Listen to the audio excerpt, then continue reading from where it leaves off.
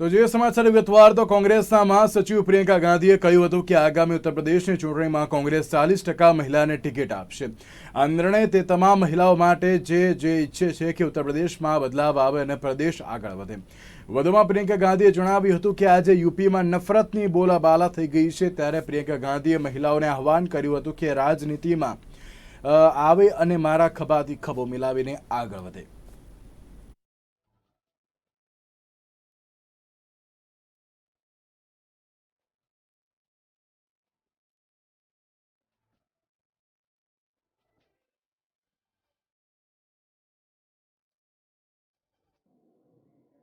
हमने तय किया है कि आने वाले विधानसभा चुनाव में उत्तर प्रदेश में कांग्रेस पार्टी 40% टिकट महिलाओं को देगी. हमारी प्रतिज्ञा है कि महिलाएं उत्तर प्रदेश की राजनीति में पूरी तरह से भागीदार होंगी. जब मैं 2019 के चुनाव में उत्तर प्रदेश प्रचार के लिए आई थी तो इलाहाबाद यूनिवर्सिटी की कुछ लड़कियां मेरे से मिली और उन्होंने मुझे बताया कि किस तरह से यूनिवर्सिटी के नियम कानून, हॉस्टल के नियम कानून उनके लिए अलग थे और पुरुषों के लिए अलग. ये निर्णय उनके लिए लिया है.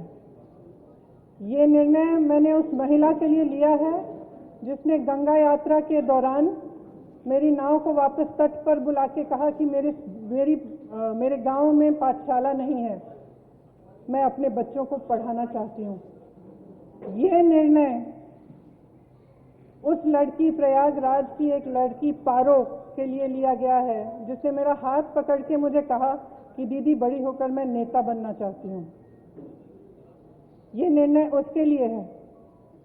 ये निर्णय चंदौली में जो शहीद एयरफोर्स के पायलट हैं उनकी बहन वैष्णवी के लिए है, जिसने मुझे कहा कि उनके भाई शहीद हो गए हैं लेकिन वो पायलट बनना चाहती है.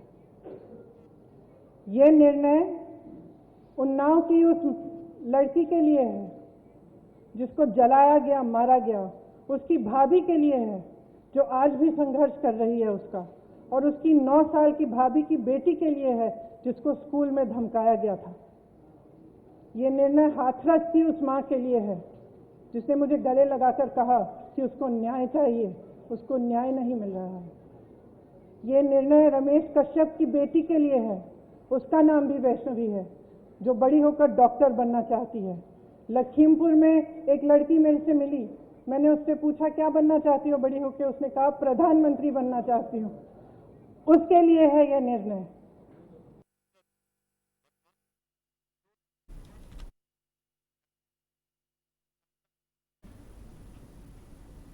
જમ્મુ કાશ્મીરમાં આતંકવાદીઓ અને સુરક્ષા દળો વચ્ચે થયેલી અથડામણમાં ગુજરાતના સપૂતે બલિદાન આપ્યું છે. ખેડા જિલ્લાના કપડવંજ તાલુકાના નાનકડા ગામ એવા વણઝારિયા ગામના આર્મી જવાને શહાદત વહોરતા ગામમાં ભારે ગમગીની છવાઈ ગઈ હતી. સાથે સાથે તેના પરિવાર પર આભ તૂટી પડ્યું હતું. દેશ માટે સદાય તત્પર રહેનાર અને પોતાની જાન ન્યોછાવર કરનાર એવા આર્મી જવાનના પાર્થિવ દેહને આજે તેના વતનમાં લાવવામાં આવ્યો હતો, જ્યાં રાષ્ટ્રીય સન્માન સાથે અંતિમ વિદાય પણ આપવાની કવાયત હાથ ધરવામાં આવી હતી. આ વખતે રોકકળથી વાતાવરણ પણ દ્રવી ઉઠ્યું હતું.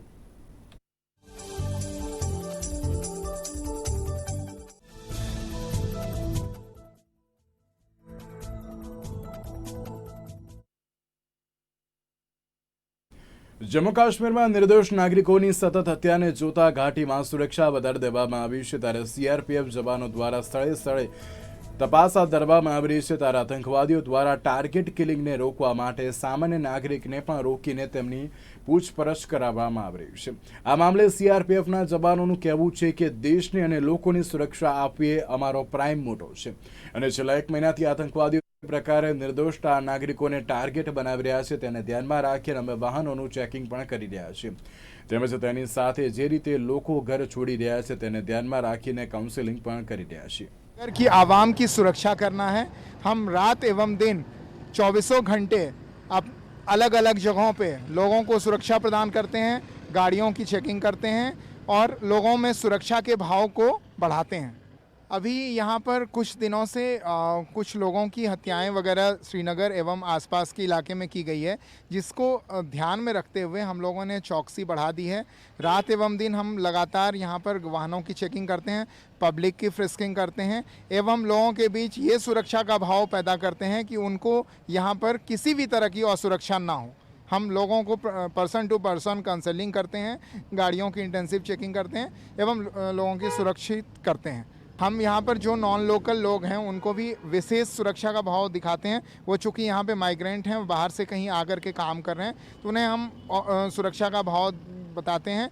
किसी चीज़ों की अगर ज़रूरत भी होती है तो वो भी उनको जो है हम वहाँ पर उनको प्रोवाइड कराते हैं। टफ तो है बट हमारे ये ड्यूटी का पार्ट है और इस प्रकार की जो घटनाएं हुई है और जिस तरह से सुरक्षा को लेकर चैलेंज है, तो ये हमारी प्राथमिकता है लोगों को सुरक्षित करना, क्षेत्र को सुरक्षित करना एवं जो उग्रवाद तत्व हैं उनको यहाँ से बिल्कुल जो है कोई भी कार्रवाई नहीं करने देना। ये हमारा प्राइम मोटो है। लोगों की तरफ से बहुत कोऑपरेशन है और लोगों से जब हम बातचीत करते हैं, लोगों की गाड़ियाँ चेक करते हैं या लोगों से हम पर्सनली मिलते हैं, उनको सुरक्षा का भाव कराते हैं, तो वो हमें बिल्कुल कोऑपरेट करते हैं। यहाँ पर हम 24 घंटे का इधर नाका है, घर से हम दूर रहते हैं और लोगों की सुरक्षा के लिए हम इधर तैनात हैं 24 घंटे के लिए। आने जाने वाली गाड़ियाँ जो उनको चेक करते हैं, चाहे लोकल आदमी है इधर का चाहे नॉन लोकल है, उनको हम सबको सुरक्षा प्रदान करते हैं। सबके ऊपर नज़र रहती है, जिसके ऊपर भी शक होता है उसी गाड़ी को हम तलाशी करते हैं, आदमी को तलाशी करते हैं। अब देश की सुरक्षा, आदमी की सुरक्षा के लिए हम खड़े हैं इधर। मुश्किलों का तो सामना करना ही पड़ता है। सीआरपीएफ है, ये हर मुश्किल में हर जगह काम आती है। सीआरपीएफ ऐसा बल है सर।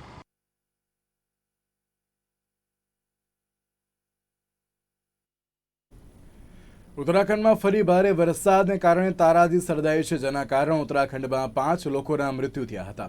કેદારનાથ ગયેલા અનેક ગુજરાતી યાત્રાઓ ફસાઈ ચૂક્યા છે, ત્યારે ભારે વરસાદને કારણે 4 ધામ યાત્રાને પણ પૂરી રોકી દેવામાં આવી છે। ઉત્તરાખંડના કેદારનાથમાં ફરવા ગયેલા અનેક ગુજરાતીઓ ભારે વરસાદને કારણે ત્યાં ફસાયા છે। ચારધામની યાત્રાએ ગયેલા લોકો ઉત્તરાખંડમાં ભારે વરસાદ અને ભૂસ્ખલનને કારણે ત્યાં ફસાયા છે। રાજકોટના આશરે 30 યાત્રાળુઓ ફસાયા હોવાની વાત સામે આવી છે। આ લોકોએ સોશિયલ મીડિયા પર પોસ્ટ શેર કરીને કહ્યું કે અમારે મદદની જરૂર છે। રાજકોટથી ચારધામની યાત્રાએ ગયેલા 30 યાત્રાળુઓ ઉત્તરાખંડમાં ભારે વરસાદને કારણે ફસાયા હોવાથી રાજકોટ કણસાગરા કોલેજના પ્રોફેસર યશવંતભાઈ ગોસ્વામી અને તેમના પુત્ર પણ ચારધામની યાત્રાએ ગયા છે। તેમણે કહ્યું કે અહીં સતત 2 દિવસથી વરસાદ પડી રહ્યો છે। હાલ પણ ભારે વરસાદ ચાલુ છે। ઉલ્લેખનીય છે કે સોમવારે સવારથી જ બદ્રીનાથ હાઈવે પર બોલ્ડરના કારણે રસ્તા બ્લોક થઈ ગયા હતા। ઉલ્લેખનીય છે કે સોમવારે સવારથી જ બદ્રીનાથ હાઈવે પર બોલ્ડરના કારણે રસ્તા બ્લોક થઈ ગયા હતા। ભારત ચીન સરહદને જોડતો હાઈવે પણ તમકમાં બંધ છે। સરહદી ચોકીઓ પર આવતા લશ્કરના વાહનો પણ બંધ થઈ ગયા છે। તમકમાં ડુંગરો પરથી સતત પથ્થરો પડવાના કારણે ચિંતાજનક સ્થિતિ છે અને પ્રતિકૂળ હવામાનને કારણે જિલ્લા મેજિસ્ટ્રેટ હિમાંશુ ખુરાનાએ યાત્રીઓને મંગળવાર સુધી આ સ્થળે રહેવાની સલાહ આપી હતી। બ્યુરો રિપોર્ટ, નિર્માણ ન્યૂઝ। ઉત્તરાખંડમાં સતત વરસાદને લઈને તારાજી સર્જાતા વરસાદને લીધે 5 લોકોના મૃત્યુ થયા હતા। ત્યારે ભારે વરસાદને કારણે 65 જેટલા રસ્તાઓ પણ બંધ થતા હાલાકી ભોગવવાનો વારો આવ્યો છે। જોકે ભારે વરસાદને લઈને નદી નાળામાં પૂરની પરિસ્થિતિ સર્જાતા પ્રાણીઓ પર પણ જે રીતે ભોગ બની રહ્યા છે, ત્યારે ઉત્તરાખંડના હલડવાની વિસ્તારમાં આવેલા ગોલા નદીમાં પૂર આવતા હાથી ફસાયો હોવાનો વિડીયો પણ સોશિયલ મીડિયામાં વાયરલ થયો હતો। નદીની વચ્ચે હાથી ફસાતા વન વિભાગના અધિકારીઓ પણ દોડતા થઈ ગયા હતા અને હાથીને જંગલ તરફ દોરવા માટેના પ્રયાસો પણ હાથ ધરતા હાથીનો બચાવ થયો હતો।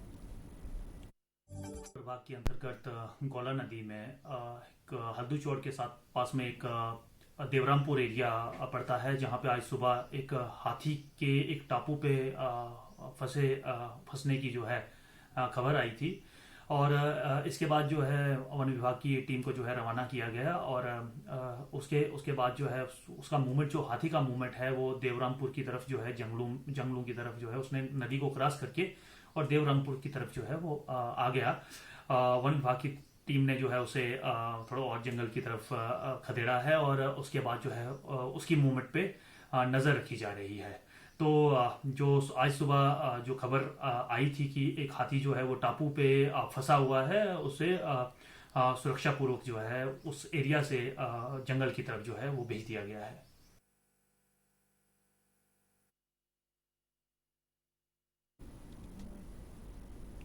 ઉત્તરાખંડમાં સતત વરસાદને લઈને તારાજી સર્જાઈ છે, જેને લઈને નૈનીતાલમાં આબ ફાટતા 24 કલાકમાં 150 મિલીમીટરથી પણ વધુ વરસાદ વરસ્યો છે। ભારે વરસાદને કારણે 62 નાળાઓ તૂટી ગયા છે, ત્યારે નેશનલ હાઈવે પણ બ્લોક થયો છે અને ઘણા પુલો ધોવાઈ ગયા છે, તો તળાવો પણ ઓવરફ્લો થયા છે। ત્યારે નૈનીતાલમાં શેરીઓમાં પણ પાણી ભરાતા મકાનોમાં પાણી ફરી વળ્યા હતા અને સાથે નૈનીતાલ નજીક વીરભટ્ટી મોટર બ્રિજ પાસે પણ અનેક કાર અને ટ્રક કાટમાં નીચે દબાયા હતા। રાહત અને બચાવ માટે એસડીઆરએફની 29 ટીમો રાજ્યના વિવિધ જિલ્લાઓમાં મોકલવામાં આવી છે।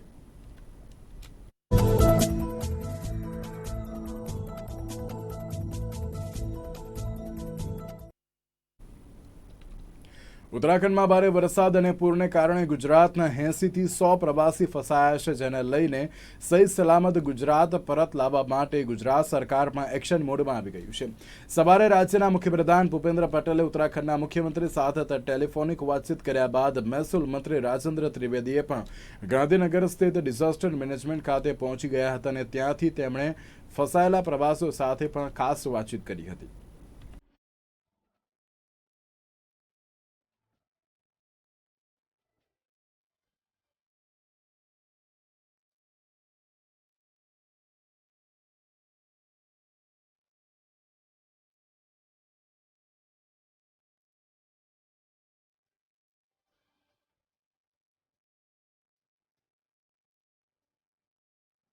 ડિઝાસ્ટર મેનેજમેન્ટના મંત્રી તરીકે અમને આદરણીય મુખ્યમંત્રી શ્રી ભૂપેન્દ્રભાઈએ એક સ્પષ્ટ સૂચના આપી છે કે કોઈપણ ગુજરાતી ભાઈઓ બહેનોને યાત્રાળુઓને કોઈ તકલીફ ન પહોંચે, મેક્સિમમ મદદ થઈ શકે એની સૂચના સીધી રીતે પણ આપી છે અને તંત્ર દ્વારા અમે પણ આપી છે। ત્યાંના કલેક્ટરશ્રી હોય, ત્યાંના પોલીસ વિભાગના વડા હોય કે ડિઝાસ્ટર મેનેજમેન્ટના ત્યાંના અધિકારીઓ અને ગુજરાતના આપણા ડિઝાસ્ટર મેનેજમેન્ટના તમામ અધિકારીઓ હાજર રહીને ત્યાં સંપર્ક કરી રહ્યા છે। મેં પણ સીધી વાતચીત ત્યાંના યાત્રાળુઓ સાથે કરી છે જે ગુજરાતમાંથી ગયેલા છે। ગુજરાતમાં 80થી 100 વ્યક્તિનો આંકડો અમને મળી રહ્યો છે કે જે લોકો ક્યાંક ને ક્યાંક રોકાયા છે, પણ મોટા ભાગના લોકો સેફ ઝોનની અંદર રોકાયા છે। સરકારે એની પણ ચિંતા કરી છે, એમના જમવાની વ્યવસ્થા, એમના પાણીની વ્યવસ્થા, એમને કોઈ મેડિકલ હેલ્પની જરૂર પડે તો તાત્કાલિક એ પહોંચાડવી એ પણ સૂચનાઓ અપાઈ ગઈ છે। તંત્ર એને માટે કોઓપરેટ કરી રહ્યું છે ફૂલ્લી। 6 જેટલા મિત્રો એ કેદારનાથની અંદર ફસાયા છે, એમની પણ ત્યાં રહેવાની વ્યવસ્થા થયેલી છે।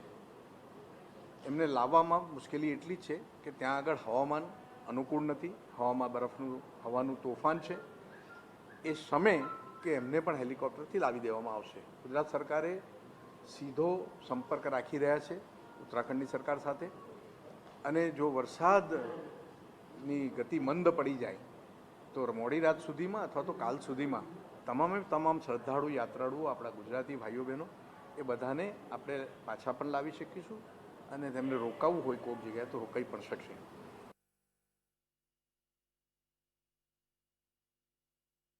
ટ્રાફિકના નિયમોનું ઉલ્લંઘન કરે તે વ્યક્તિને મેમો આપવામાં આવે છે, ત્યારે રાજકોટમાંથી એક વિચિત્ર કિસ્સો પ્રકાશમાં આવ્યો છે, જેમાં ગ્રાફિક ડિઝાઇનિંગના વ્યવસાય સાથે જોડાયેલા પરેશ રાઠોડે ₹5,800ના ટ્રાફિક મેમોની રકમ વસૂલાત કરવા માટે ગયેલ પોલીસને આત્મવિલોપનની ચીમકી ઉચ્ચારી હતી અને પોલીસ કમિશનરને અરજી કરી હતી કે આર્થિક સ્થિતિ ખરાબ હોવાથી મેમોની રકમ ભરી શકે તેમ નથી, તો તેને કિડની વેચવાની મંજૂરી આપવા માટે કહ્યું હતું।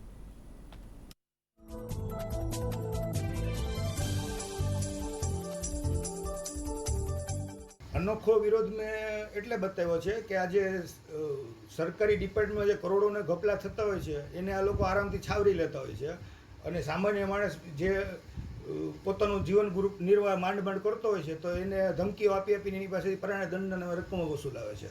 તો આ નીતિ તો ન ચાલે ને. અને હું એનું જીવતું જાગતું ઉદાહરણ છું. કિડની વેચવાનું શું કારણ? કિડની વેચવાનું કારણ એક જ છે કે અત્યારે મારા હાથ ઉપર પૈસા નથી અને જે મારી રકમ બચત રૂપે રાખી હતી તો મારા બેંક મેનેજરે એ રકમ ફિક્સ ડિપોઝિટમાં મૂકવાની બદલે વીમામાં નાખી દીધી મારી જાણ બહાર.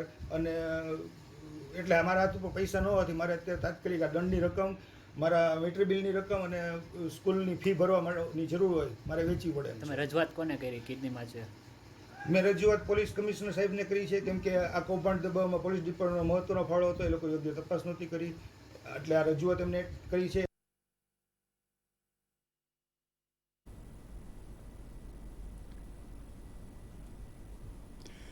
વાત કરીએ જામનગરની તો જામનગરમાં આજે ઈદ મિલાદની ઉજવણીના ભાગરૂપે શહેરના સુમરાચાલે વિસ્તારમાં મુસ્લિમ સમાજના યુવા બિરાદરો દ્વારા 51 કિલોની મહાકાય મોટી કેક બનાવીને હઝરત મોહમ્મદ પૈગંબર સાહેબના જન્મદિવસની અનોખી ઉજવણી કરવામાં આવી હતી, જેમાં મુસ્લિમ સમાજના અગ્રણી અને વોર્ડ નંબર 12ના કોંગ્રેસના નગર સેવિકા જનમબેન ખફી પણ વિશેષ ઉપસ્થિત રહ્યા હતા અને સાથે તમામ મુસ્લિમ બિરાદરોએ પણ કેક કટિંગ કરીને એકબીજાને મોઢું મીઠું કરાવ્યું હતું અને ઈદે મિલાદની ઉજવણી કરી હતી. જ્યારે કેક કટિંગ કર્યા બાદ આસપાસના વિસ્તારમાં હિન્દુ મુસ્લિમ તમામ લોકોને કેકનું પ્રસાદી સ્વરૂપે વિતરણ પણ કરવામાં આવ્યું હતું.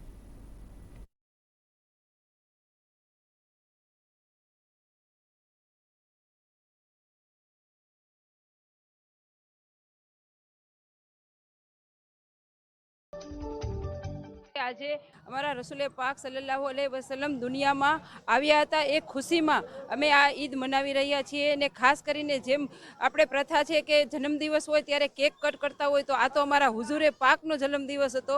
એટલે આજે અમે આ સુમરાચાલી વિસ્તારના આ બધા છોકરાઓએ આ ખુશી મનાવવા માટે 51 કિલોનો કેક બનાવી અને આ કેક કટ કરી અને સર્વ હિન્દુ મુસ્લિમ બિરાદરોનું બાળકોનું મોઢું મીઠું કરાવીને આજે આ ઈદ ઉજવી લે છે.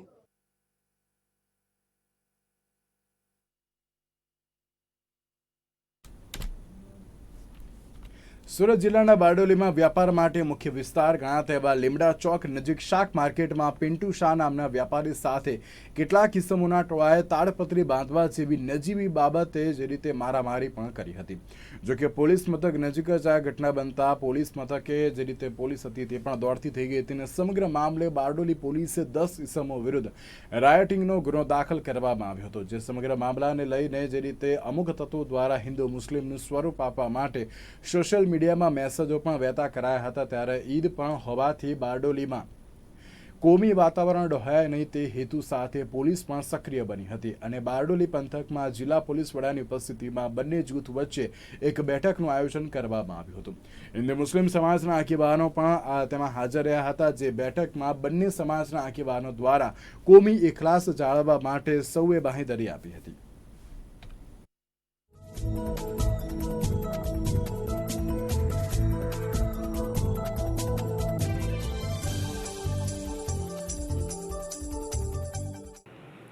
જે બારડોલીમાં શાકભાજીના બે વેપારીઓ વચ્ચે ઝઘડો થયો, એમાં બે વ્યક્તિનો અંગત ઝઘડો હતો અને એના આધારે એક્શન પણ લેવાયા છે, આકરી કાર્યવાહી પણ કરવામાં આવી છે. અને જ્યારે આવું કંઈ હશે ત્યારે ગુનાહિત જો થશે તો અમે આકરા પગલાં લઈશું.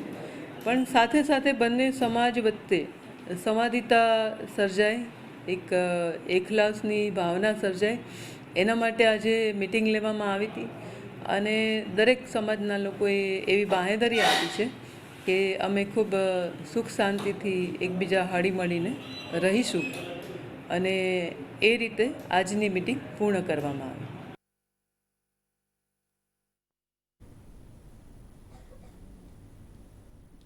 પાટણ શહેરમાં આજરોજ ઇસ્લામ ધર્મના મહાન પૈગંબર હઝરત મોહમ્મદ મુસ્તફાની વિલાદતની યાદમાં મુસ્લિમ સમાજના લોકો દ્વારા શહેરમાં ઈદે મિલાદનું જે રીતે ભવ્ય જુલુસ કાઢીને ઈદે મિલાદ મનાવવામાં આવી હતી.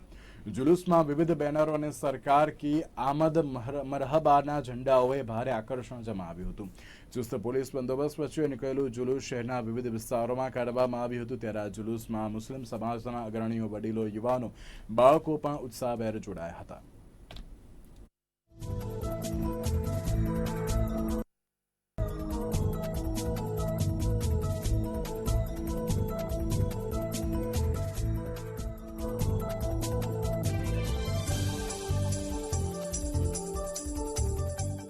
રંગેચંગે આ તહેવારને ઉજવવામાં આવે છે.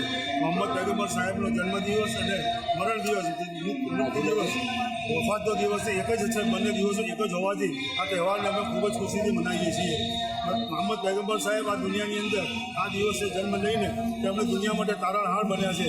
તેઓ રહેમતુલ આલમીન છે. તે આખી સમગ્ર જાતિ માટે, સમગ્ર ઉમ્મત માટે, સમગ્ર જાતિ માટે તેઓ દાખલારૂપ, ઉદાહરણરૂપ છે. તેમનું જીવન ચરિત્ર એક ઉદાહરણરૂપ છે. એવી રીતે જ આખું સમાજને એક ઉદાહરણ પૂરું પાડી છે. સમગ્ર દુનિયાનું ઉદાહરણ પૂરું પાડ્યું છે. તે નિમિત્તે આ તહેવારને અમે રંગેચંગે ઉજવીએ છીએ. તે ભાગ આજે પણ પાટણ શહેરના મુસ્લિમો, સુન્ની મુસ્લિમો તેમજ બીજા લોકો પણ આ તહેવારને ખૂબ જ ધામધૂમથી ઉજવી રહ્યા છે. તો અત્યાર સુધીના સમાચાર, વધુ સમાચાર માટે આપ જોતા રહો નિર્માણ ન્યૂઝ. નમસ્કાર.